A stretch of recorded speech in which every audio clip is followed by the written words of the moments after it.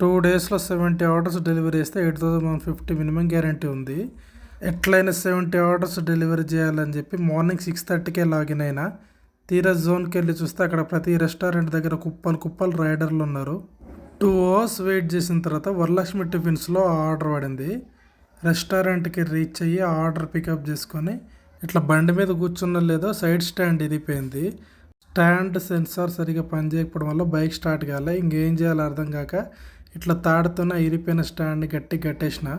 ఖాళీ కూర్చుంటే చిరాకు వస్తుందని చెప్పి ర్యాపిడో అయితే ఆన్ చేసిన. పార్సల్ ఆర్డర్ పడింది. 21 కిలోమీటర్స్కి 192 రూపీస్ ఎర్నింగ్ అయితే వచ్చింది ఆర్డర్కి. ఈ గ్యాప్లో కొత్త స్టాండ్ కూడా ఏం చేసిన. ర్యాపిడోలో ఈ మధ్య జెప్టో ఆర్డర్లు కూడా పడుతున్నాయి. ఈవినింగ్ 6 లోపు 560 ఎర్నింగ్ చేసుకొని స్విగ్గీ అయితే ఆన్ చేసిన. 6 తర్వాత బ్యాక్ టు బ్యాక్ ఆర్డర్లు అయితే పడ్డాయి. కానీ కొన్ని రెస్టారెంట్స్లో చాలా డిలే చేసిర్రు. అప్పటికే టైం వచ్చేసి 10 అయిపోయింది. ఇంకా నాకు డ్యూటీ చేసే ఓపిక లేక డ్యూటీ అయితే ఆఫ్ చేసుకున్నా. ఈరోజు టోటల్ ఎర్నింగ్ వచ్చేసి స్విగ్గీలో 1500 అయింది, ర్యాపిడోలో 560 అయింది. టోటల్ 2060 రూపీస్ అయింది.